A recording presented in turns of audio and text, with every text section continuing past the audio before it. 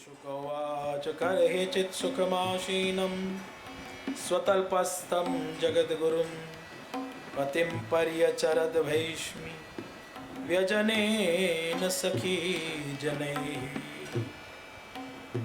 सुखदेव जी कहने लगे, हे राजन परीक्षित, एक दिन रुक्मिणी जी अपनी महल में परमात्मा श्री कृष्ण के साथ बैठे हैं, जो हिंडोला बोलते हैं ना गुजराती में, वो हिंडोला पे बैठे हैं और प्रभु को वायु डाल रही हाथ से। और उस समय कृष्ण परमात्मा को थोड़ा परिहास करने की इच्छा हो। ज्ञानी जन गुरुजन कहते हैं कि बैठे बैठे रुक्मिणी जी के मन में विचार आया कि प्रभु ने मेरे साथ पहला ब्याह किया, उसके बाद में ये 16,007 रानी के साथ भी ब्याह किया, लेकिन सबसे मैं श्रेष्ठ, पहले मैं हूँ। ऐसा सूक्ष्म अभिमान रुक्मिणी के मन में आया। तो सवाल उठता है, क्या रुक्मिणी तो लक्ष्मी जी का अवतार थी, उनको अभिमान कैसे आ सकता है? लेकिन ये प्रभु की लीला थी कि रुक्मिणी जी को सूक्ष्म मन में अभिमान हुआ और प्रभु अंतर्यामी है, जान गए। तो प्रभु ने प्रयास करते हुए कहा, देवी रुक्मिणी, जब मेरे साथ आपका ब्याह हुआ, हाँ, तब आपने कभी ऐसा सोचा न होगा कि मुझसे विवाह करने के पश्चात श्री कृष्ण परमात्मा और भी 16,000 रानियों के साथ ब्याह करेंगे। रुक्मिणी जी की बात सही है, मैंने कभी ऐसा सोचा तो नहीं था। तो देवी रुक्मिणी, अगर आपको मन में क्षोभ होता है तो आप ऐसा करिए ना कि आप वापस शिशुपाल के पास जाना चाहते हो तो जाइए। तो रुक्मिणी जी को जब ऐसा बोला, अगर आपको अभी ऐसा मन में विचार आता होगा कि मेरे साथ ब्याह करने के बाद दूसरी 16,007 बहनें भी घर में आई, अब प्रभु का प्यार सब में बराबर सा बट गया, तो मेरे प्रति जो उनका प्रेम, उसमें अभी विभाजन हो गया, तो आपको इस प्रेम की थोड़ी कमी महसूस होती हो, तो अगर आप अभी सोचें तो शिशुपाल के पास जा सकते। जब ऐसा प्रभु ने प्रयास किया ना, तो रुक्मिणी जी सिर झुका के आंख में अश्रु ला के रोने लगी। प्रभु ऐसा क्या बोल रहे हो? क्या मेरी सेवा में और आपके प्रति भाव में कोई आपको कमी लगती है, क्षति लगती है? नहीं, ऐसी कोई बात नहीं। ऐसे मैंने सोचा कि इतने सारे मैंने ब्याह किए, तो अब प्यार आपका बट गया, शायद इसके लिए आपको कुछ कमी महसूस होती हो, तो अब भी आप स्वतंत्र हैं मेरी ओर से, शिशुपाल के पास, आपके मंगेतर के पास जा सकते। प्रभु आज आपने बोल दिया, आइंदा कभी भी ऐसा मुझे बोलना नहीं, क्योंकि आपके बगैर मैं अपने प्राणों का त्याग कर दूँ। जब रुक्मिणी जी ऐसा कहने लगी रोके, तब प्रभु ने हंसते हुए कहा, अरे देवी रुक्मिणी, ये तो सिर्फ मैं मजाक कर रहा था, हाँ, बाकी मैं तुम्हारा कभी त्याग कर ही नहीं सकता। हम और आप एक ही हैं। तो कभी जैसे एक लौकिक संसारी मनुष्य अपनी पत्नी के साथ उपहास कर सकता है, प्रयास कर सकता है, ऐसे प्रभु ने में। लेकिन भगवान को देखिए कि भगवान ने ऐसी लीला की तो रुक्मिणी जी थोड़ी रूठ गई ना, फिर बाद में रूठ भी जाती है, लेकिन प्रभु को मनाना भी आता है, तो फिर प्यार से उसे मनाते हैं कि नहीं रुक्मिणी, देखो 16,008 रानियाँ हैं, लेकिन तुम मुझसे सबसे अधिक प्यारी हो, क्योंकि पहला ब्याह मैंने तुमसे किया था। फिर रुक्मिणी का मन शांत होता है, प्रसन्न होती है, बड़ा आनंद। भगवान की प्रत्येक कथा में आनंद ही आनंद। सुखदेव जी कहने लगे, हे राजन, भगवान की अष्ट पटरानी थी ना, और 16,008 महल बनाए थे विश्वकर्मा के द्वारा। हर एक महल में एक एक रानी का बसवाट, और हर एक रानी से पवित्र गृहस्थाश्रम माध्यम से, संबंध से, धर्म से प्रभु के 10-10 पुत्र हुए। रुक्मिणी जी के वहाँ जो बेटा हुआ प्रद्युम्न, और प्रद्युम्न महाराज की कथा हमने सुनी। और प्रद्युम्न के गृहस्थाश्रम से जो बेटा उत्पन्न हुआ उसका नाम है अनिरुद्ध। तो भगवान का ये पौत्र अनिरुद्ध, जिसका ब्याह रुक्मिणी के कन्या जो रुक्मिया जो था ना, जो भगवान से प्यार करता था, भगवान रुक्मिणी का भाई था वो। तो वैसे तो भगवान के प्रति उसको मन में थोड़ा सा बैरभाव रहा था, लेकिन बहन रुक्मिणी को अच्छा लगे इसके लिए भोजकट नगर में बलराम कृष्ण को आदि यादवों को बुला के अपनी बेटी का ब्याह इसने अनिरुद्ध के साथ किया था। लेकिन ब्याह के वक्त ऐसा हुआ कि ब्याह विधि सब पूरी हो जाती है, और पहले के ज़माने में राजा रजवाड़ी जो राजकुमार हुआ तो करते थे ना, वो चौपाट खेलते थे। तो चौपाट खेलते खेलते रुक्मिणी ने सामने बलराम जी को खेलने के लिए आह्वान किया। बलराम जी सामने बैठे, लेकिन बलराम को ये खेल खेलने आता नहीं था। पहला दाव रखो 100 सोना मोर का, तो बलराम जी ने भी 100 सोना मोर रखी सामने, और फिर ऐसा करके पासा फेंकते ना। तो हालांकि बलराम जी जीते थे, लेकिन ये झूठ बोलने लगा रुक्मिणी आके, हार गया। अब दूसरा दाव रखो 1000 सोना मोर, तो 1000 सोना मोर रखी गई, फिर पासे फेंके गए और हार गए, बलदेव जी हार गया।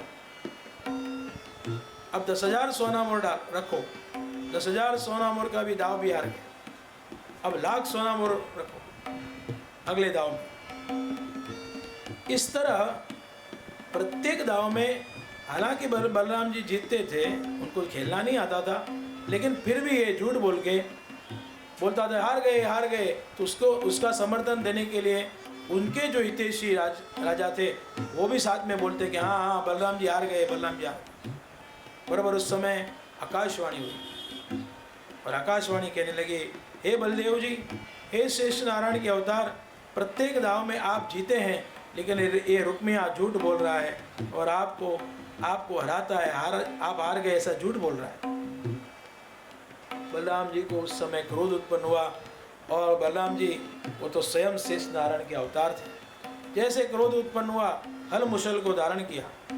हल मुसल को धारण करके एक ही प्रहार में रुक्मिणी का सिर धड़ से अलग कर दिया।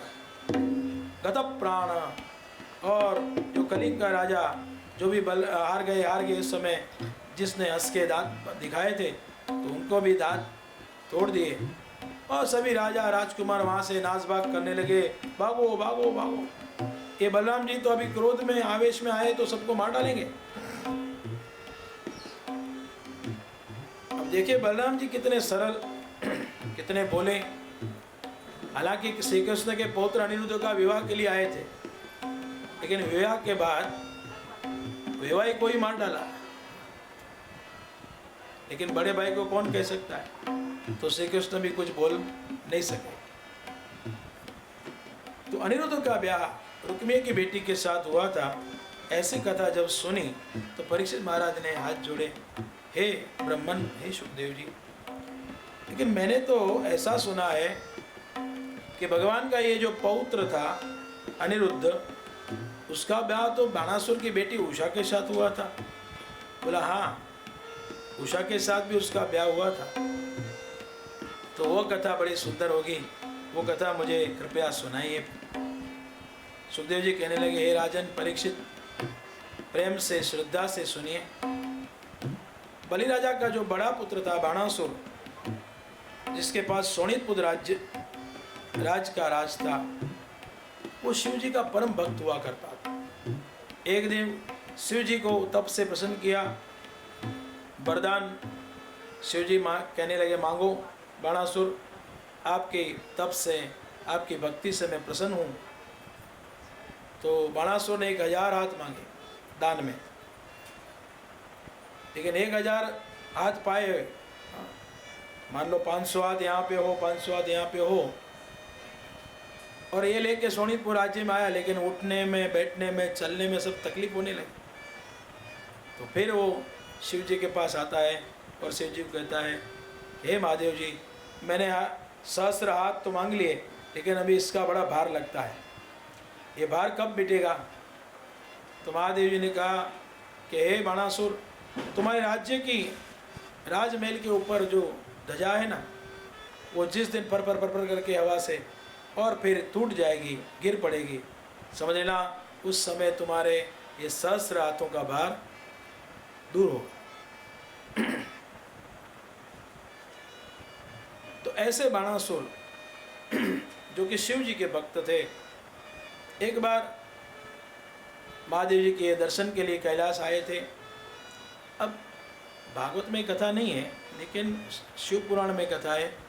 हम जानते हैं कि शिव जी का दोबारा जब ब्याह हुआ, वो पार्वती मैया के साथ गृहस्थाश्रम का प्रारंभ हुआ, और शिव जी फिर तो तप में ही लीन रहते थे ज़्यादातर। लेकिन माँ पार्वती मैया ने मांगा था कि हे भोलेनाथ, हे पतिदेव, मैं घर में अकेली मैं उब जाती हूँ, तो कोई बच्चे हों तो अच्छा ना, समय निकल जाए। तो महादेव जी ने कहा तथास्तु, जब देवी आपको बच्चों की कामना हो मेरा स्मरण करना और अपने अंग में तैल मर्दन करके आप प्रकट करना, तो बच्चे अवश्य प्राप्त मेरे आशीर्वाद से होंगे। और फिर पार्वती जी ने दो बेटे और एक बेटी का वहाँ पे उत्पन्न होता है, ऐसी शिव पुराण में कथा है। तो जो दो बेटे हुए वो कार्तिकेय और गणेश जी, और बेटी हुई उषा। अब कार्तिकेय जो दक्षिण भारत की ओर आते हैं, ऐसी कथा है, और दक्षिण भारत का महात्मा में अपना प्रभाव बढ़ाते हैं। उस दौरान गणेश जी का जन्म होता है, और गणेश जी को एक बार बाल गणेश को घर के बाहर द्वार पे खड़े रखते हैं पार्वती में, और वो स्नान करने जाते हैं। बेटा तुम द्वार पे खड़े रहो और किसी को घर में प्रवेश करने नहीं आने देना, मैं स्नान कर रही हूँ। तब गणेश जी, बाल गणेश हाथ में अंकुश लेके खड़े हैं रक्षा के लिए। बस उस समय समाधि में से जागृत होके महादेव जी आते हैं घर, लेकिन बाल गणेश उनको प्रवेश करने के लिए नहीं देते। तो फिर भगवान शिव जी को क्रोध आता है, और युद्ध में बाल गणेश को मस्तक छेदन किया जाता है। लेकिन जब महादेव जी और गणेश का युद्ध होता है, उस समय जो उषा थी ना, ये बेटी पार्वती मैया की, वो नमक की कोठी में छिप जाती। और जब महादेव जी घर में आए तो पार्वती मैया ने पूछा आप कैसे आ गए? मैंने द्वार पे अपने बेटे गणेश को खड़ा रखा था। तो वो हमारा बेटा है। अरे मैंने तो उसका मस्तक छेदन कर दिया, उसे मुझे अंदर घर में प्रवेश करने के लिए मना है कि इसलिए। तो क्रोध करके मैंने ऐसा किया। अरे अपने बेटे को ही मार डाला। सचमुच में आपको लोग भोलेनाथ इसीलिए नहीं कहते हैं, सचमुच में आप भोले हो। आपने वरदान दिया था और आप ही भूल गए। तो हमारा बेटा, उसका आपने मस्तक छेदन कर दिया। और आकरण करके जब पार्वती मैया देखा बाल गणेश का मस्तक छेदा हुआ, रुधिर निकला हुआ, इतना रोई कि त्रैलोक्य में उनके रुधिर का स्वर पहुँचा। तो वैकुंठ से भगवान विष्णु आए और ब्रह्मलोक से ब्रह्मा जी आए, स्वर्ग के देवता इंद्र आदि सब आ गए। माता जी इतना क्यों आक्रांत कर रही हो? मेरे अपने ही बेटे को देखो महादेव जी ने मार दिया, इसलिए मैं रो रही हूँ। लेकिन घर में उषा भी तो थी। पार्वती मैया को याद आया, ये उषा कहाँ गई? तो जैसे ढूंढने निकलती है तो नमक की कोठी में छिप गई थी। अरे उषा तो यहाँ क्यों छिपी हुई है? तो बोले भैया गणेश का युद्ध हुआ और मैं बहुत डर गई थी, इसलिए मैं छिप गई। तो मुझे आके बताना चाहिए ना पार्वती को। तो ये मैया पार्वती को न बता के छिप गई, इसलिए पार्वती मैया को थोड़ा सा उषा के प्रति अभाव हुआ। ऐसी बेटी होती है, अपने भाई को बिना कारण उसका मृत्यु हो गया और तुमने बताया भी नहीं मुझे। फिर तो कथा शिव पुराण में बड़ी विस्तार से है। फिर तो पार्वती मैया का गुस्सा शांत करने के लिए ब्रह्मादि देवता विष्णु परमात्मा समझाते, महादेव जी अब कुछ करो, अब बेटे को सजीवन आप ही करो। तो महादेव जी ने रुद्रगणों को भेजा और कहा कि मार्ग में कोई भी पशु मिले उसका मस्तक छेदन करके ले आइए। और रुद्रगण जाते हैं और मार्ग में एक हाथी अस्थि यानी हाथी मिलता है, उसका सिर काट के ले आते हैं। जैसे बाल गणेश के शरीर पे धड़ पे रखा जाता है और महादेव जी ने अंजलि वहाँ पे डाली उसके सिर पे, और देखते ही जैसे नींद में से उठा हो ऐसे गणेश जी जागृत हुए। लेकिन शरीर है देवों जैसा, मनुष्य जैसा, और सिर है हाथी जैसा। तो ये स्वरूप इतना अच्छा था। गणेश जी के बहुत से नाम है ना, उसमें पहला नाम है सुमुखश्च कदंतश्च कपिलो गजकर्णक, लंबोदरस्य विकटो विनाशो। पहला नाम क्या है? सुमुखाय नमः। गणेश का पहला नाम क्या था? सुमुखाय नमः। लेकिन सुमुख में से दुर्मुख हो गए। तो ऐसे रूप को देख के पार्वती मैया को बड़ा दुख लगा।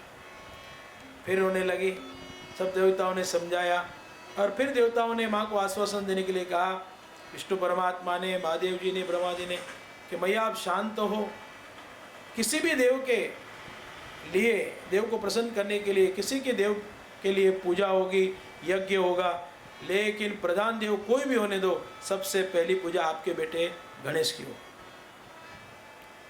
तो जब ऐसा नक्की हुआ तब माँ पार्वती मैया का हृदय शांत हुआ। तो इस तरह से एक कथा के माध्यम से ये बात स्पष्ट हुई और तब से हम भी सर्वेषु शुभ कार्येषु सर्वदा गणेश जी की पूजा पहले की जाती है।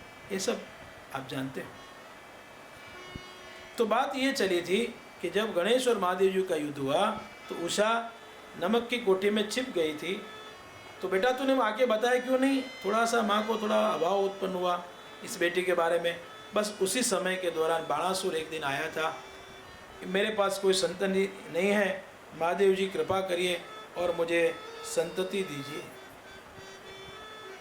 तो भोलेनाथ ने और पार्वती मैया ने कृपा करके, पार्वती ने मैया ने कहा कि हे बाणासुर, तुम मेरे पति के भक्त हो, तो संतति की कामना है, तो ये मेरी बेटी ले जाओ और उसको अपनी बेटी समझ के उसका लालन पालन करना, बड़ा करना, ब्याह करना, ये सब आपकी जिम्मेदारी।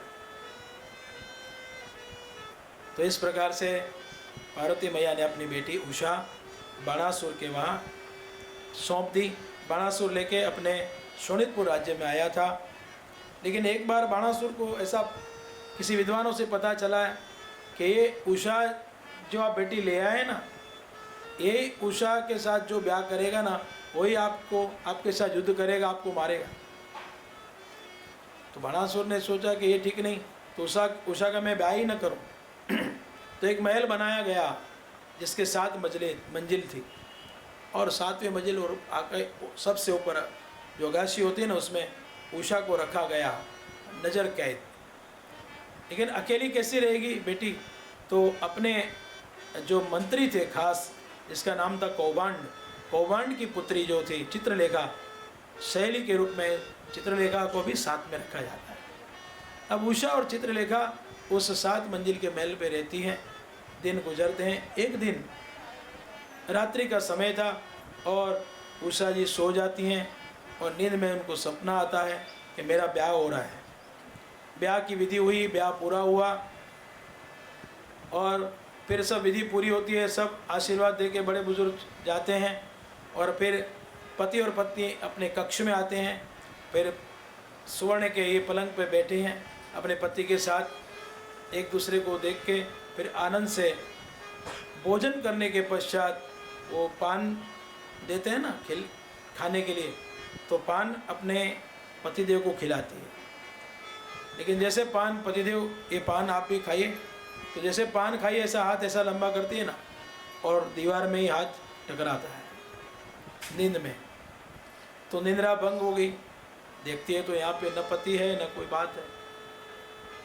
लेकिन सपना में जिस पुरुष को देखा था वही मेरे पति थे, कितने सुंदर थे, कितने बलवान थे, कितने अच्छे थे। चित्रलेखा को उठाती है, देखती हूँ चित्रलेखा सोई है। चित्रलेखा उठ उठ। चित्रलेखा क्या बात कि ये सखी, मेरा ब्याह हुआ, मेरे पति थे, मैं उनको पान खिलाने गई और अचानक अदृश्य हुए। चित्रलेखा कहती है, अरे उषा, दरअसल तेरे पति नहीं, किसी को नहीं देखा तूने, ये तूने सपना ही देखा है। तो तूने सपना देखा होगा, ऐसे क्या तुम मान रही हो कि सब सच है? ठीक है, तो सपना है, लेकिन जो भी है, मैंने उस सपने में अपने पतिदेव को देखा जरूर। अब तू मेरी सहेली है कि नहीं? बोला हाँ है। तो तू मेरी सहेली है ना, तो वही मेरे पतिदेव को मुझे ला के दे, बस उनके बगैर अब मैं रहूँगी नहीं। तो ऐसी जिद गई। और हम जानते हैं कि शास्त्रों में कहा है ना कि राजहट, बालहट और स्त्री हट, ऐसी हट करी और कहा चित्रलेखा को, शैली मेरे पति को ला के दे। चित्रलेखा, मैंने तूने सपने में किसको देखा नींद में, मैं क्या जानूं?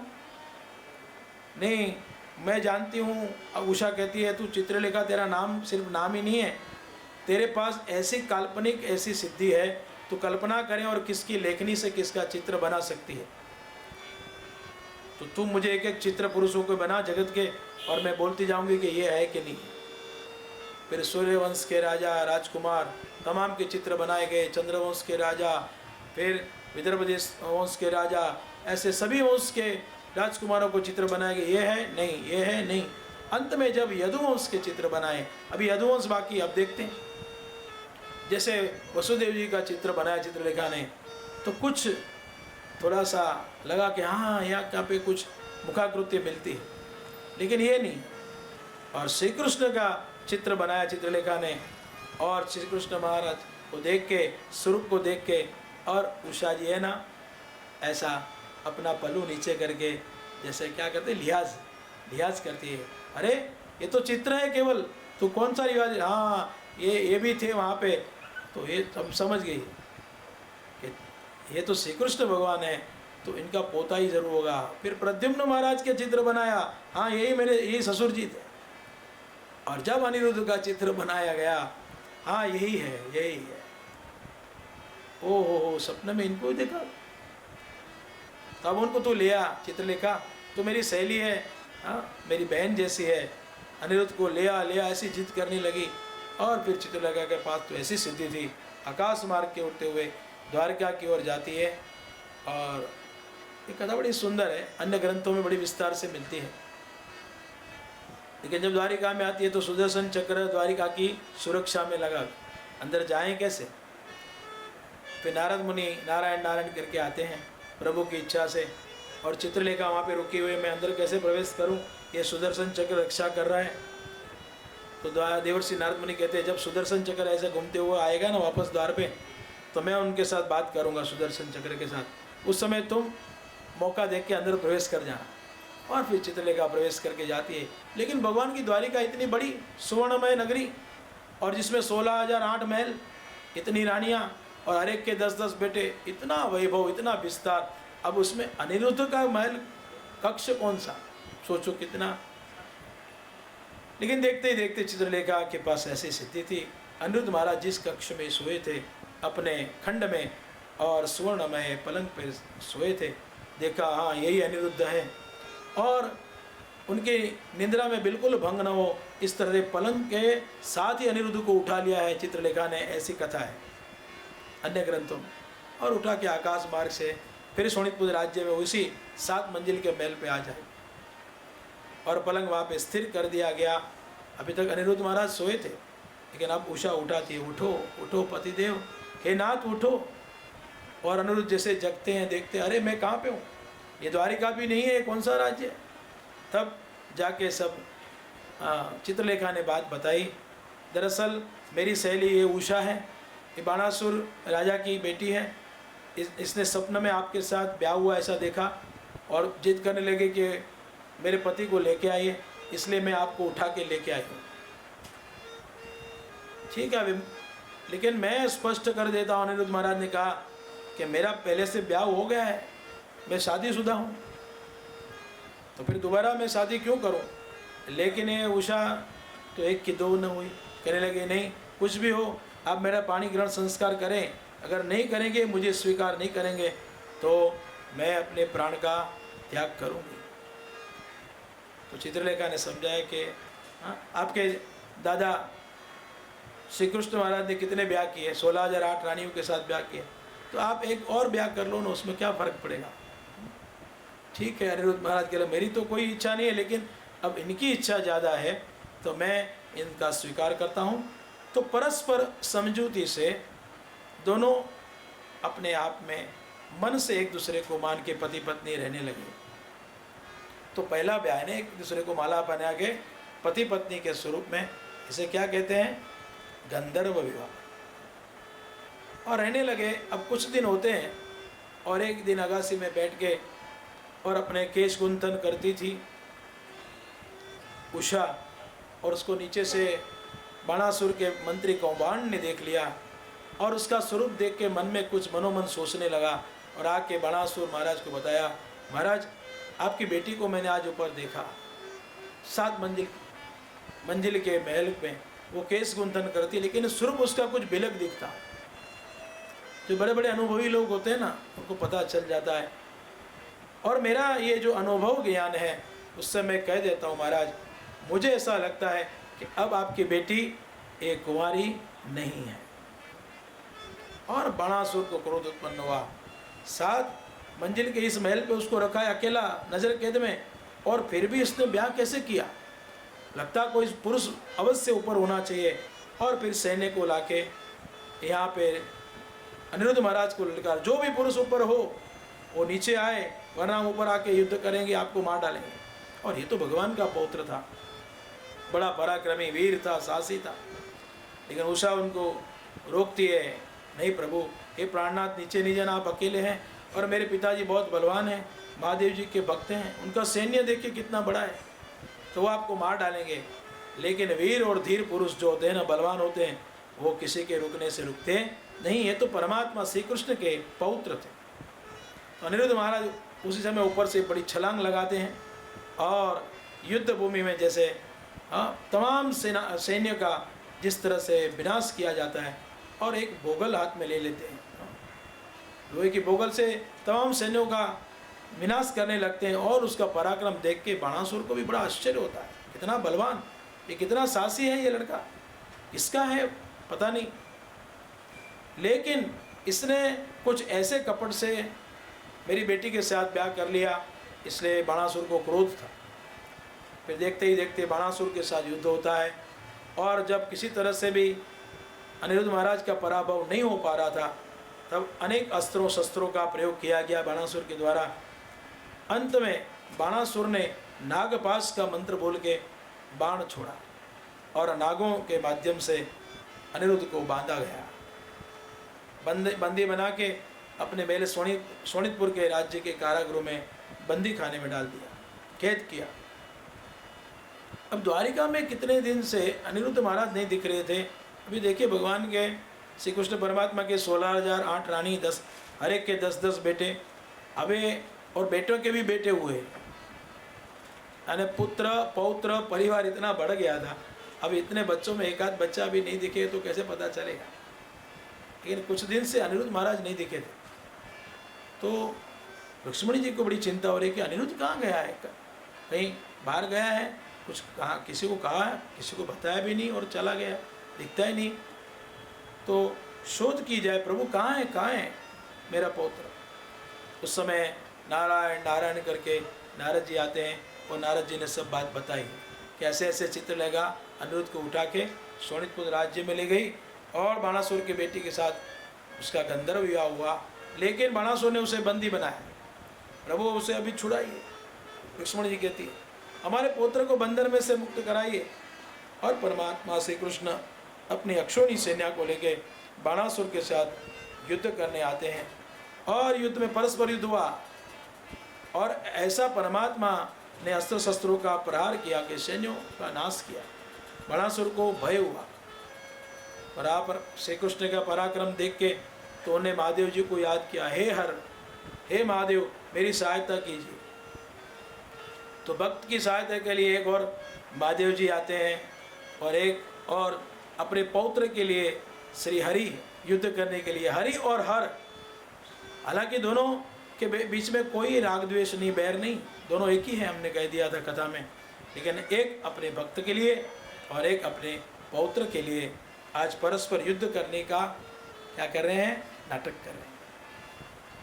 लेकिन देखते ही देखते श्री कृष्ण परमात्मा ने ऐसे शस्त्रों अस्त्रों का बारिश की ना, तो सामने शिवजी ने भी ऐसे शस्त्र डाले, और ज्वर नाम का शस्त्र प्रभु ने जब डाला महादेव जी ने, वो ज्वर शब्द का अर्थ है ताव, तो तमाम सैनिक को बुखार आ जाए। ऐसे बाण का जब प्रहार किया तो सब सोच में लगे क्या करें। भगवान श्री कृष्ण ने सुदर्शन चक्र हाथ में धारण किया और ज्वर को मारने के लिए तत्पर जैसे हुए, उस समय ज्वर परमात्मा के शरण में आए। ज्वर स्तुति की है भागवत में 10वें स्कंद के 63वें अध्याय में ये ज्वर स्तुति है। और ज्वर स्तुति के जो श्लोक हैं, जल को, पानी को उस श्लोकों से अभिमंत्रित करें कम से कम 108 बार, या तो फिर कम से कम 28 बार तो करना ही चाहिए। तो उस जल को अभिमंत्रित इस श्लोकों से किया जाए, और जिसको ताप आया हो, बुखार आया, उतरता नहीं हो, उसको वो अभिमंत्रित जल पिला जाए। तो डॉक्टरों की दवाएं तो भले चालू हो, लेकिन दवाओं के साथ दुआ भी चाहिए, तो धीरे धीरे वो बुखार काबू में आ सकता है। कल भी हमने ऐसे ही बात करी थी कि केवल भागवत को हमने कृष्ण कथा के रूप में ही लिया है, भक्ति के भाव से, या तो हमने ऐसे मान लिया है कि श्रीमद् भागवत यानी पितरों को मुक्ति दिलाने के लिए की जाती है, या श्रीमद् भागवत आत्म कल्याण के लिए करनी चाहिए, ऐसा बाप जी ने जगत को उपदेश दिया। लेकिन श्री कृष्ण व्यास जी के, महर्षि वेदव्यास जी की रचयिता ये श्रीमद् भागवत संहिता ऐसी है, कुछ श्लोक इतने दिव्य हैं, कुछ स्तुतियाँ इतनी सुंदर है कि उसका प्रयोग करें ना तो भी इसका प्रभाव पड़ता है। इतनी अच्छी बात, और हम व्यासपीठ से कह सकते हैं क्योंकि हमारे पास उसके प्रमाण हैं। तो बहुत दिन से बुखार आता हो, डॉक्टर कितनी दवाएं करते हो, ट्रीटमेंट करते हो, फिर भी लागू नहीं पड़ती हो, और बीमार आदमी स्वस्थ नहीं होता हो, तो इस मंत्र श्लोकों का प्रयोग किया जा सकता है। जल अभिमंत्रित करके, जो जाने, जो पढ़ सके, ब्राह्मण के द्वारा ही होगा ना, तो ऐसे विद्वान ब्राह्मण के पास जाके अगर उसको जल प्राप्त किया जाए, पिलाया जाए, तो रोगी का रोग जो है ना, वो बुखार ठीक हो सकता है। एक बार प्रेम से जय जयकार करें, बोलो कृष्ण कन्हैया लाल की जय। तो महादेव जी का फेंका हुआ ये शस्त्र ज्वर सुदर्शन के ताप से काबू में आ गया, निग्रह किया परमात्मा ने। ऐसे सुंदर कथा। फिर तो सब ब्रह्मादि देवता आते हैं। बाणासुर जो कि शिव का भक्त था, और श्री कृष्ण परमात्मा द्वारकाधीश अपने पोते के लिए आए थे। तो युद्ध में अब ये कब तक युद्ध होगा, लेकिन परमात्मा ने अपने पराक्रम से बाणासुर के जो 1000 हाथ थे ना, उनका भार कम कर दिया। तो कितने कितने हाथ भगवान ने काट डाले। तो सुखदेव जी कहते हैं, राजन परीक्षित, भगवान ने सुदर्शन चक्र के माध्यम से बाणों से बाणासुर के 996 हाथ काट डाले। तो बाकी कितने रहे? 4। भगवान जब प्रसन्न होते हैं अपने भक्त पे, तब उनको सारूप्य मुक्ति देते हैं, अपने जैसा ही बना देते हैं। तो सारूप्य मुक्ति दी, अपने जैसा ही रूप बना दिया ने, 4 चतुर्भुज बना दिया। धन्य धन्य है श्री कृष्ण परमात्मा की लीला, बड़ी अद्भुत। सुखदेव जी कहते हैं, राजन परीक्षित, और फिर ब्रह्मादि देवता आए, परस्पर समाधान किया गया, और समाधान करने के बाद अब बाणासुर को समझाते हैं, अब धाम धूम से अपनी बेटी का ब्याह करो। अब ऐसे परिवार में आपकी बेटी जाए, उसमें आपको क्या दिक्कत। फिर बाणासुर भी समझ गए, जैसे महादेव जी ने भी समझाया, सभी ने समझाया, और बाणासुर मान गए। फिर धाम धूम से अपनी बेटी उषा का ब्याह अनिरुद्ध के साथ किया। इसकी कथा सुंदर सुनाई। भगवान की प्रत्येक कथा बड़ी आनंद देने वाली होती है। श्री शुकोवाच एकदोपवनं राजन् जगमुर्यतु कुमारकाः विहर्तुं साम्ब प्रद्युम्न चारुभानुगदादयः। एक बार यदु कुमार सब द्वारिका की नगरी के बगीचे में खेल रहे थे, और गेंद से खेलते खेलते अचानक ऐसा होता है कि गेंद कुएं में जा पड़ती है। तो कुएं में पड़ती है तो सब यदु कुमार उसे निकालने के प्रयास करते हैं, लेकिन प्रयास असफल रहता है। श्री कृष्ण परमात्मा को बुलाया जाता है। द्वारकाधीश ने अपना हस्तकमल जैसे कुएं में डाला और इतना लंबा किया, और देखते ही देखते लीला मात्रा में उस गेंद को निकालने लगे। अनायास परमात्मा के उस हस्तकमल का स्पर्श उस कुएं में रहे एक जलचर जीव को होता है। और जलचर जीव को जैसे शरीर स्पर्श होता है और वो अपना मूल स्वरूप छोड़ के हाथ जोड़ के प्रभु को नमस्कार करने लगता है।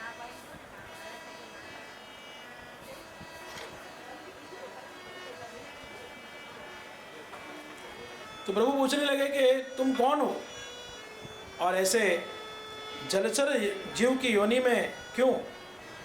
तो कहने लगा मैं नृग राजा हूं। पूर्व जन्मों में मैंने बहुत दान किए थे।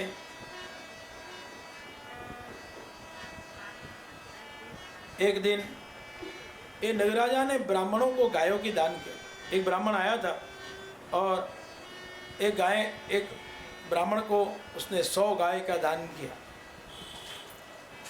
और 100 गाय को दान में लेके वो ब्राह्मण अपने घर जा रहा है। अब होता ऐसा है कि भूल चूक में एक गाय वहाँ वो गायों के जो झुंड था उसमें से निकल के फिर गौशाला में आ जाती और जब ब्राह्मण घर पे जाके देखता है तो 100 के बदले 99 गाय निकलती। अब एक गाय कम कैसे हुई? तो फिर वो नृग राजा के पास उस गाय के बारे पूछने आता है। उस समय के दौरान एक दूसरा गाय ब्राह्मण भी नृग राजा के पास आता है दान लेने। तो नृग राजा उनको भी गौ का दान करते हैं। उसमें पहले वाले ब्राह्मण की जो एक गौ थी भूल से आ गई थी गौशाला में, वो दूसरे ब्राह्मण को चली जाती है दान में। अब वो पहले वाला ब्राह्मण आता है, कहता है नृग राजा को कि महाराज मेरी गाय आपने जो दान दी 100 गाय उसमें से एक गाय कम पड़ रही है। तो फिर गौशाला के जो ऊपरी थे उसके पास शोध की तपास करते हैं तो पता चलता है गौशाला का ऊपरी कहता है महाराज कि वो जो ब्राह्मण की एक गाय वापस आ गई थी ना, भूल से दूसरे ब्राह्मण को चली गई। तो जो पहले वाला ब्राह्मण को जिसको एक गाय कम पड़ी तो उसको नृग राजा ने समझाया, हे भूदेव महात्मा भूल से ऐसा हो गया, अभी दूसरे ब्राह्मण को गाय दे दी गई है तब तो उनसे मांगना ठीक नहीं लगता है। वो एक गाय के बदले में आपको 1000 गायों का दान करूँगा, आप समाधान करो। तो पहले वाले ब्राह्मण ने कहा नहीं, मुझे वही गाय चाहिए, 1000 गाय आपकी नहीं चाहिए।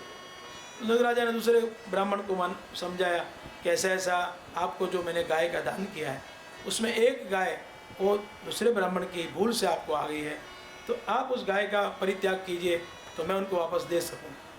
तो दूसरे ब्राह्मण ने भी मनाही करी कि नहीं, मुझे जो दान में मिला है उसमें से वापस मैं कोई एक भी गाय लौटाऊंगा नहीं।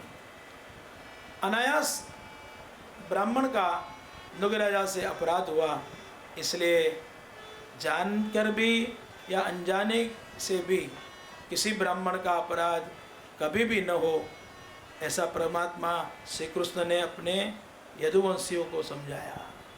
जीवन में ध्यान रखना बेटो, कभी भी भूल चूक से भी किसी ब्राह्मण का अपराध न होने पाए। यद्यपि नृग राजा ने जानबूझ के नहीं किया था, लेकिन अनजाना में भूल हुई ना, इसके फलस्वरूप नृग राजा जो कि बड़ा दानी था, धर्मशील था, लेकिन ब्राह्मण के अपराध की वजह से दूसरे जन्म में जलचर जीव की योनि में गया। तो कथा से हमें सूत्र मिलता है, एक सूत्र आपके लिए, यजमानों के लिए, कि कभी भी ब्राह्मण का अपराध हमसे न होने पाए। अभी कथा के को अच्छे से समझने के लिए एक छोटा सा दृष्टांत मैं दे दूं। मान लीजिए अपने घर पे श्राद्ध पक्ष में कोई ब्राह्मण हर साल भोजन करने के लिए आते हैं, सदा हर वर्ष में आते हैं। फिर 1-2 दिन पहले आपने कोशिश की उनको संपर्क करने के लिए, तो पता चला वो बाहर गाँव गए हैं। तो फिर आपने सोचा, मान लिया कि भाई अभी वो बाहर गाँव गए तो दूसरे ब्राह्मण को भोजन के लिए बुला लें। और सहसा जिस दिन श्राद्ध का दिन था वो ब्राह्मण सुबह सुबह में आ जाता है बाहर गाँव से। अब आपने दूसरे को भी बुला लिया, अभी पहला भी आ गया, तो क्या करोगे?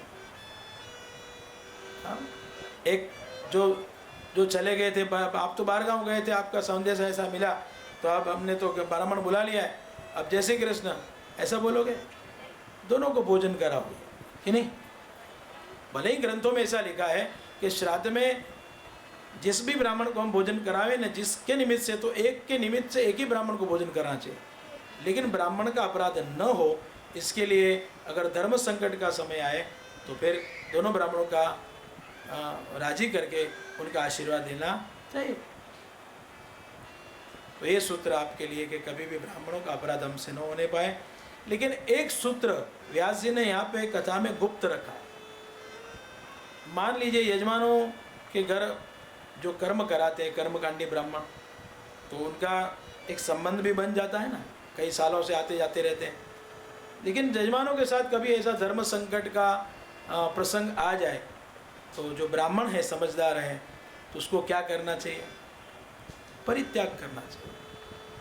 थोड़ा सोचिए, वो दो ब्राह्मणों में से एक ब्राह्मण ने परित्याग किया होता कि चलो भूल चूक से आ गए तो गाय वापस दे दी जाए, तो यजमान का तो कल्याण न होता। ऐसा भागवत में लिखा नहीं है व्यास जी ने, लेकिन हम व्यासपीठ से कर रहे हैं, कह रहे हैं, ब्राह्मणों को कह रहे हैं कि ऐसा कभी धर्म संकट का समय आ जाए तो यजमान का अकल्याण न हो, इसलिए ब्राह्मण को परित्याग कर देना चाहिए। तो ब्राह्मण को बड़ा मन करके उस वस्तु का मोह छोड़ देना चाहिए। ठीक है, ये इनका है तो उनको दे दीजिए, ऐसा हमें लगता है ठीक। तो जो हमें सूत्र मिला है गुरु जी की कृपा से वो आपके पास हमने रख दिया। श्री शुक उवाच बलभद्र कुरुश्रेष्ठ भगवान् रथमास्थितः सुहृदे दृक्षुरुत्कण्ठ प्रययो नंद गोकुलम। सुखदेव जी महाराज कहने लगे, हे राजन परीक्षित, एक बार बलराम जी रथ पर बैठकर गोकुल में आए थे द्वारिका से, और नंद बाबा यशोदा को मिलते हैं। बचपन की बातें सब याद आती हैं, कैसे कैसे बेटों का लालन पालन किया था। यशोदा मैया को स्नेह याद करा के बलराम जी कृतकृत्य होते हैं, बड़े बुजुर्गों को पैर पड़ते हैं, बाल मित्रों को मिलते हैं, गोपियों को भी प्रभु मिले हैं। शेष के अवतार यमुना जी के तीर पे गोपियों के साथ जल क्रीड़ा करके, गोपियों का मनोरंजन करके और गीत संगीत के साथ बड़ा आनंद हुआ। उस समय यमुना जी ने आके ये शेष के अवतार बलराम जी का सत्कार नहीं किया, तो बलराम जी को उस समय क्रोध उत्पन्न होता है। हल मुशल को धारण किया और यमुना जी को बोला, तुझे छिन्न भिन्न कर डालूंगा। और उस समय यमुना जी शरण में आई, हे शेष परमात्मा, मैंने आपका प्रभाव, आपकी महिमा, आपका महात्म्य जाना नहीं था, इसलिए मुझसे भूल हुई, अब मुझे क्षमा करिए। तो बलराम जी तो बड़े सरल है ना, बोले हैं। हाँ, तो फिर सरलता से उन्होंने क्षमा भी यमुने जी को दे दी। भाव से श्रद्धा से हम जय जयकार करें। बोलिए बलराम जी महाराज की जय, यमुने महारानी की जय। सुखदेव जी कहने लगे, हे राजन परीक्षित, जब ब्रज में बलराम जी आए थे ना, तो 2 महीने तक वहाँ पे प्रभु रहे थे। उस समय के दौरान जब बलदेव जी गोकुल से पधारे, उस समय एक पौंड्रक नाम का राजा था, जो कि कृष्ण के जैसा ही रूप धारण करके छोटे छोटे गांव में घूमता। सबको लगता कि ये तो कृष्ण वासुदेव है। ऐसे चतुर्भुज, पहले पीताम्बर, पहले उपवस्त्र और गले में वैजयंती मालाओं को धारण करके, जो ऐसे अज्ञानी अनपढ़ भोले जन हो ना, उनको बताता कि मैं कृष्ण, सब उनको कृष्ण मानते हैं। अरे यही वासुदेव है, ये द्वारकाधीश है, तो सब उनको मान देते हैं, और वो भी वो मान का स्वीकार करता भोले भोले लोगों को। लेकिन अंदर से श्री कृष्ण को प्रति बैर भाव रखता। तो कुछ लोगों ने आके श्री कृष्ण को ये बात बताई, और परमात्मा श्री कृष्ण ने पौंड्रक जो के श्री कृष्ण का रूप धारण करके लोगों को मूर्ख बनाता था, इस पौंड्रक के साथ परमात्मा ने युद्ध किया और चक्र से पौंड्रक का मस्तक छेदन करके, और काशी राजा का जो उसकी सहायता में आया था उसका भी मस्तक छेदन किया। काशी में राजद्वार पे जब उसका मस्तक पड़ा तब सबको आश्चर्य हुआ था। तब काशी राजा का बेटा सुदक्षण वो अग्नि को प्रसन्न करके द्वारिका को दहन करने लगा था। सब द्वारिकावासी प्रभु के शरण में गए, भगवान ने सबका संरक्षण किया।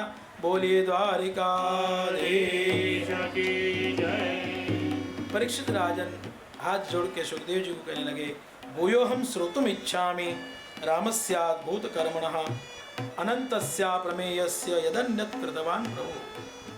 हे ब्रह्मन, हे सुखदेव जी, आपने श्री कृष्ण परमात्मा की दिव्य लीलाओं का वर्णन भी किया, बलराम जी के बारे में भी कुछ विस्तार से वर्णन करो। और बलराम जी ने कैसी लीलाएं की।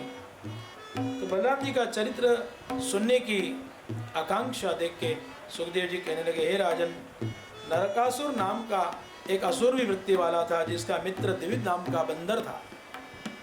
वो बड़ा उपद्रव करता। रेवत पर्वत पे जब बलदेव जी गोपियों के साथ नृत्य करते थे, वाद्य गीत गाते थे, आनंद आनंद मनोरंजन किया जाता, उस समय ये वानर बड़े बड़े वृक्षों पे नाचते हुए, कूदते हुए और चित्र विचित्र ऐसी क्रियाएं करता था, चेष्टाएं करता था, जिसको सुन के गोपियाँ भी भयभीत हुई थी। उस समय बलदेव जी ने वारुणी मदिरा पान करके और क्रोध में आ गए, आवेश में, और हल मुसल धारण कर लिया और वानर को ऐसा झाड़ के साथ पटका, और जैसे झाड़ के साथ पटका, गतप प्राण, खून मुंह से गिरने लगा और जय जयकार होने लगा। बोले बलराम जी महाराज की जय। उस समय ऋषि मंडली ने ब्रह्मा बलदेव जी को आशीर्वाद दिया था, फूलों की वृष्टि करी थी। सुखदेव जी कहने लगे, एक बार हस्तिनापुर में जो दुर्योधन थे, कौरवों में श्रेष्ठ, उसकी बेटी कन्या, उसकी जो लक्ष्मणा नाम की बेटी थी, उसका स्वयंवर की योजना की गई। तब भगवान की दूसरी पत्नी जाम्बुवती, उसके बेटे सामने उसका यज्ञ मंडप से हरण किया। उस समय कौरव मारने के लिए आते हैं और धनुष बाण चढ़ा के कौरव संहार करने के लिए आए, युद्ध करने के लिए आए। उस समय सामने सभी का अपने पराक्रम के माध्यम से संहार किया। ये समाचार नारद जी ने उग्रसेन को दिया। यदुवासियों ने भी अपना लश्कर तैयार किया, लेकिन बलराम जी ने कहा युद्ध करने की कोई ज़रूरत नहीं, क्योंकि दुर्योधन जो है ना मेरा शिष्य है। बलराम जी हस्तिनापुर आए दुर्योधन आदि कौरवों को समझाने के लिए, लेकिन दुर्योधन ने कहा कि मैं शाम को छोड़ूंगा नहीं, उसे मार डालूंगा। हे गुरुजी, आप मेरे गुरुदेव हो, लेकिन आपकी आज्ञा को मैं मानूंगा नहीं। तो बलराम जी को फिर से क्रोध उत्पन्न हुआ, मेरे शिष्य होते हुए आप मेरे अवज्ञा करते हो, तो मैं आपको छोड़ूंगा नहीं, आपको हस्तिनापुर पे बैठने का कोई अधिकार नहीं। ऐसा करके फिर से क्रोधावेश में हल मुसल को धारण किया और अपने प्रभाव से हल के माध्यम से पूरी हस्तिनापुर नगरी को बलराम जी हिलाने लगे और सब ध्रुजारी हुई। सब लोग चिंतित हुए, हस्तिनापुर के वासी, इतना बड़ा भयंकर पराक्रम, ये तो स्वयं शेष के अवतार थे। तब दुर्योधन आदि कौरव आके बलराम जी को मनाने लगे, हे प्रभु हमें क्षमा कीजिए, हमने आपका महात्म्य जाना नहीं। और फिर दुर्योधन भी मान गया। बलराम जी को इन्होंने गुरु माना था अपना। मल्लयुद्ध दुर्योधन को बलराम जी ने सिखाया था। तो फिर समाधान किया गया कौरवों का और परस्पर समझौते से फिर शाम के साथ लक्ष्मणा का विवाह किया गया। उसकी कथा आपको सुनाई। सुखदेव जी कहने लगे, हे राजन, परमात्मा द्वारिकाधीश 16,008 रानी के साथ में बड़े आनंद से रहते थे। एक दिन देवर्षि नारद मुनि को मन में आश्चर्य और थोड़ा संदेह हुआ कि इतनी 16,000 रानी और 8 पटरानियों के साथ प्रभु अकेले कैसे रहते हो। चलो देखते हैं द्वारिका में जाके। तो सबसे पहले नारायण नारायण करके रुक्मिणी जी के वहाँ प्रभु आए देवर्षि नारद मुनि, और परमात्मा श्री कृष्ण उस समय ब्रह्म मुहूर्त में उठ के नित्य स्नान करके तैयार होकर स्नान संध्या कर रहे थे। परमात्मा यहाँ श्री भागवत जी के 10वें स्कंद के 69वें अध्याय में लिखा है, प्रभु यहाँ पे हर दिन सूर्य को अर्घ्य देते हैं, संध्या करते हैं, ऐसा लिखा है। और इसीलिए कथा में मैं जब जब मौका आता तो कहते रहता हूँ आपको कि आप लोग भी सूर्य को हर दिन अर्घ्य दे के वंदन करना। नमस्कारम प्रियम भानु, सूर्य को नमस्कार प्रिय है, लेकिन पहले अर्घ्य देने के बाद फिर वंदन, फिर नमस्कार। देखिए स्वयं श्री कृष्ण, अगर भगवान न करे तो भगवान को कौन पूछने जाने वाला है, लेकिन भगवान ने जगत को धर्म बताया है कि मैं भी मनुष्य रूप में जब लीला करता हूँ, आया हूँ संसार में, तो मुझे भी हर नियम धर्म का लागू होता है। तो हर दिन स्नान करके प्रभु सूर्य नारायण को अर्घ्य प्रदान करते थे, नमस्कार करते थे, और नारायण नारायण करके नारद मुनि आए और नारद जी को सत्कार किया। पधारो पधारो देवर्षि नारद मुनि, बहुत दिन के बाद आपके जैसे देवर्षि हमारे घर पे आए, तो हमारा कुल पवित्र हुआ, आंगन हमारा पवित्र हुआ। और फिर भगवान ने फल लाए, नाना प्रकार के मिष्ठान वगैरह रख के नारद जी की सेवा की। थोड़ा सा नारद जी ने स्वीकारा भोग। अभी तो सब बहुत से मेलों में जाना है, फिर आते हैं जाम्बुवती के मेल में, तो कहाँ पे परमात्मा स्नान करते थे होज में, और नारद जी आए, पधारो पधारो नारद जी, बहुत दिनों के बाद। नारद जी सोचने अभी तो मिला हमको लक्ष्मणी के महल में, लेकिन मिले ही नहीं। इस भाव से परमात्मा मिलते हैं, फिर उनकी सेवा करते हैं। नारद जी थोड़ा फल लीजिए, थोड़ा सा मिठाई लीजिए, पकवान ले। नारद जी ने सोचा सब जगह पे जाना, थोड़ा ले लो। फिर सत्यभामा के वहाँ आते हैं, तो वहाँ पे परमात्मा अपने बेटों के साथ खेलते थे। फिर किसी रानी के वहाँ पे, फिर नग्न जीते के पास, लक्ष्मणा के पास, ऐसे अष्टभट रानियों के बारी बारी बारी सभी रानियों के घर पे जाते, और हर एक जगह पे प्रभु को भिन्न भिन्न क्रियाओं करते हुए देखा। कहीं पे भगवान नित्य स्नान करते हुए देखे गए, कहीं पे भगवान पूजा अर्चा करते हुए देखे गए, कहाँ कहाँ पे अपने बेटों के साथ खेल करते हुए देखे गए, कहाँ कहाँ पे मंत्रियों के साथ बैठ के कुछ विचार विमर्श करते हुए देखे गए, कहाँ कहाँ पे कोई अपराधी ने कोई भूल की हो, पाप किया हो, कोई ऐसा अपराध किया हो तो उसको शिक्षा देते हुए देखे गए, कहाँ कहाँ पे परमात्मा सब देखभाल परिवार की कैसे करते हैं। इस प्रकार से नाना प्रकार से विविध प्रकार से बिलक बिलक क्रियाओं करते हुए हर एक महल में नारद जी ने प्रभु को ही पाया। लेकिन हर बार प्रभु ने ऐसी लीला की, हंसते हंसते ओह पधारो नारद जी, बहुत दिन के बाद। तो नारद जी को बड़ा विस्मय हुआ, एक ही परमात्मा कैसे कैसे 16,008 रूप धारण करके सभी के साथ रहते हैं, लेकिन प्रभु सभी के साथ में है, सभी को परमात्मा आनंद कराते हैं। प्रभु की इस माया को देखकर नारद जी ने नमस्कार किया, प्रभु आपकी माया को कौन जान सकता है, मैं तो आप मायापति ईश्वर को नमस्कार ही वंदन करता हूँ। बोले कृष्ण कन्हैया लाल की जय। इस प्रसंग के माध्यम से गुरुजनों ने एक सूत्र दिया है, और वह सूत्र यह है कि जो योगी है, सिद्ध है, साधु है, सन्यासी है, उसे चाहिए कि अपनी साधना में लगे, किसी संसारी के घर में जाके ताक झाक न करें। ये बात ठीक नहीं। जिसको प्रभु को पाना है और साधना में रहना है, वो गृहस्थियों के संसारी घर में जाके ताक झाक करने की क्या जरूरत है। ऐसा सूत्र गुरुजनों के माध्यम से हमें मिलता है। श्री शुकोवाच अथो सस्योपवृत्तायां कक्कुटान् कृजतोषपन् गृहीतकण्ठ्यपतिभिर्माधव्यो विरहातुरः। सुखदेव जी कहने लगे, हे राजन परीक्षित, ब्रह्म मुहूर्त में परमात्मा जग जाते थे। 10वें स्कंद में परमात्मा की क्रियाएं लीलाएं लिखी है, हर दिन की प्रभु की दिनचर्या क्या होती थी वो भी लिखा है। तो प्रभु कौन से मुहूर्त में उठते थे? ब्रह्म मुहूर्त में। और ब्रह्म मुहूर्त कौन से समय में होता है? सुबह में 4:30 से 6 के बीच में ब्रह्म मुहूर्त होता है। तो श्री कृष्ण परमात्मा को देखिए, उनकी दिनचर्या को देखिए। प्रातः काल में ब्रह्म मुहूर्त में जग जाते थे, स्नान करके सूर्य को अर्घ्य देते, सूर्य की भक्ति करते थे। और एक कथा के माध्यम से मैं कहना चाहता हूँ, बारंबार जो भी वैष्णव संप्रदाय को मानने वाले पुष्टि मार्गी हैं, बहुत लोगों को मैं मिलता हूँ जगत में, संसार में, काम के माध्यम से, तो मैं कहते रहता हूँ और पूछते भी रहता हूँ, क्योंकि जहाँ पे पूजा करने जाते हैं तो सहज में पूछता हूँ कि हर दिन सूर्य को अर्घ्य देते हैं। क्योंकि नियम ऐसा है, गुरुजनों कहना कि अगर सूर्य नारायण को हम अर्घ्य प्रदान न करें तो कोई भी देव हमारी पूजा स्वीकारते नहीं। मान लो शिव जी के मंदिर में हर दिन आते हैं, हर दिन शिव जी को लोटा पानी जल चलाते हैं, लेकिन सूर्य को अर्घ्य देने के बगैर सूर्य अंजलि ये महादेव जी को लोटी चढ़ाई तो महादेव जी स्वीकारेंगे नहीं। तो इस सहज धर्म क्या है कि हर दिन स्नान करके सबसे पहले सूर्य नारायण को अर्घ्य देना चाहिए।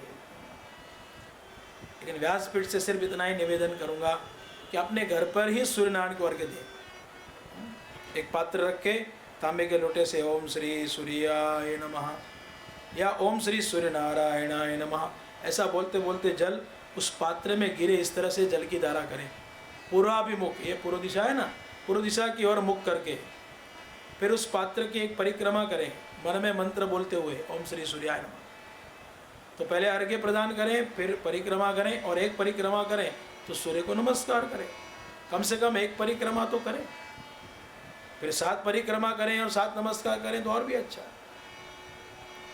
लेकिन जब हम सूर्य नारायण को अर्घ्य देते हैं, देखिए अभी ऐसे मैंने हाथ किया तो हाथ में प्रकाश आया कि नहीं, लाइट का।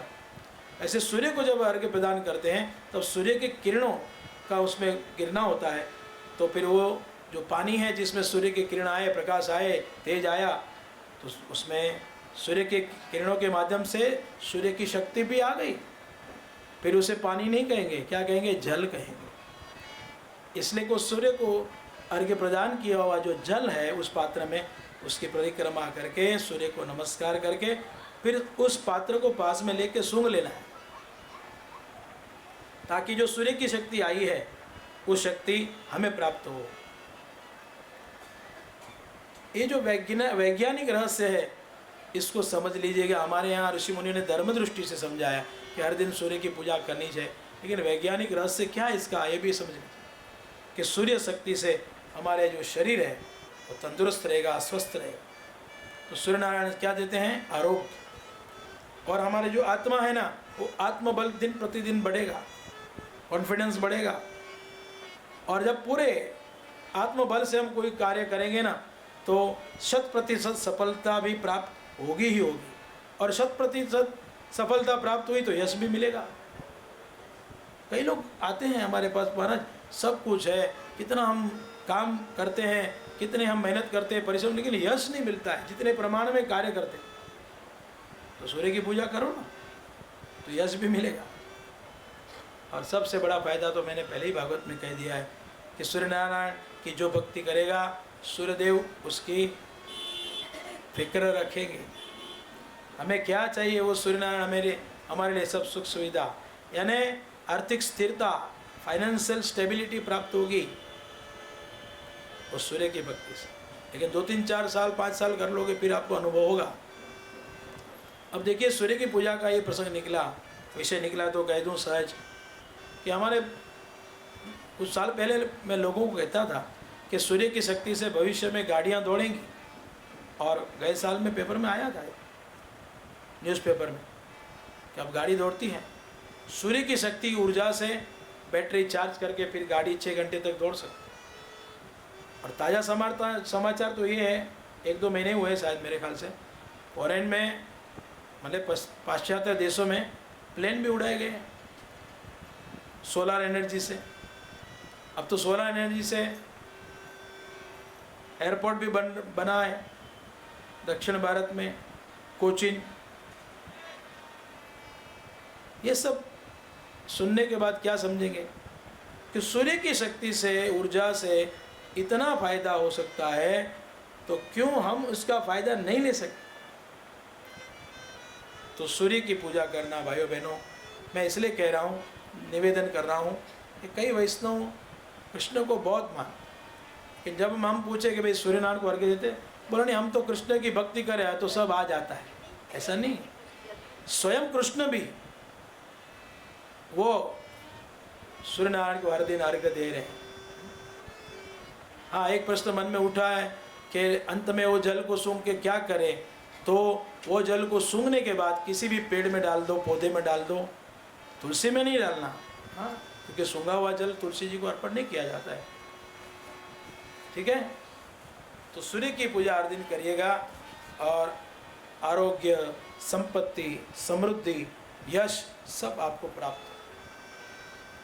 तो कृष्ण जो कहते हैं वो करो, कृष्ण जो करते हैं वो हम सब नहीं कर सकते।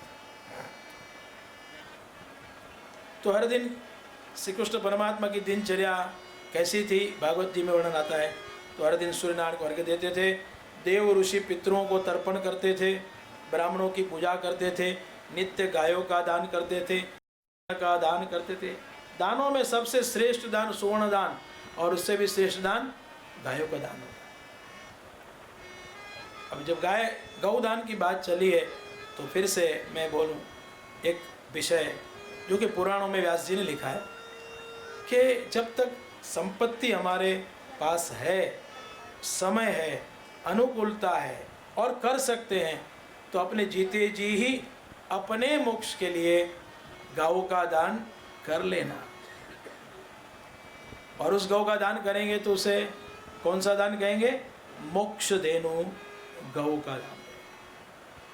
देखो 100 साल तो कभी न कभी हमें आयु पूरी होने वाली है, और फिर इस लोक को छोड़ के परलोक में जाना ही पड़ेगा। तो परलोक में हमें मुक्ति प्राप्त हो, उसके हेतु से गौ का दान करना चाहिए। ये विषय गरुड़ पुराण में व्यास जी ने लिखा है। और एक विषय ऐसा भी आता है कि हमारे माता पिता के लिए भी मुक्ति के लिए गाय का दान करना चाहिए। माता पिता के लिए जो पुत्र गौ का दान कर सकता है जीते जी, या फिर अगर रह गया अभी क्या करे, हमें तो पता नहीं था महाराज, तो माता पिता के जाने के बाद भी माता पिता की मुक्ति के लिए गौ का दान कर सकते हैं। तो गौ के दान के बहुत से प्रकार, लेकिन गौ का दान कैसा करेंगे? दूध देने वाली गाय होनी चाहिए। बछड़ा बछड़ी हो तो बहुत अच्छा है, अच्छे से गाय को अलंकृत करके गौ का दान। देखो कृष्ण भगवान ने बताया जगत को कि दान कैसे करना चाहिए। तो गौ का दान करिएगा। अगर गौ का दान नहीं कर सके, देखिए अच्छे से अच्छी दूध देने वाली गौ, उसका अच्छे स्थान पे किसी परिवार वाले ब्राह्मण को कर सकें गांव में तो बहुत अच्छा। या फिर कोई ऐसी जगह पे करें जहाँ पे, जैसे हमारे महाराष्ट्र में एक ऐसे स्थान बहुत जगह पे हैं जहाँ पे विद्यापीठ हो, ब्राह्मण के बच्चे पढ़ रहे हों बहुत सारे, तो गाय के दूध से दही, छाछ, मक्खन सब बनता है। तो ये सब उसका उपभोग करके ब्राह्मणों के बेटों को अगर मिले ना, और वो विद्याभ्यास करते हो, ऐसी जगह पे भी गौ का दान किया जा सकता। करो। देखिए एक बार शरीर लाचार हो जाएगा, हाथ में पैसा भी नहीं रहेगा, फिर इच्छा करोगे कि गाय का दान करना है, फिर पुत्र परिवार वाले आपको साथ दें या न भी दें। अब ये ज़माना पलट गया है, तो सावधान होके जब तक अपने हाथ में समय है, संपत्ति है, अनुकूलता है, गाय का दान कीजिएगा। लेकिन एक धर्म जो पुराणों में कहा है, माता पिता का आतुर काल हो, अंत समय निकट हो, और उस समय पे कोई बेटा अपने माता पिता के मोक्ष के लिए गौ का दान करे ना, उसे ही सत्पुत्र कहना चाहिए, इस व्यास जी ने लिखा है। अंत समय, आतुर काल। अब डॉक्टर ने कह दिया कि अब वो जितना जिएंगे जीने दो, उनकी सेवा करो। ऐसे समय में जो पुत्र माता पिता के लिए दान करेगा, उसकी प्रशंसा तो स्वर्ग के देवता भी करते हैं। कृष्ण कन्हैया लाल।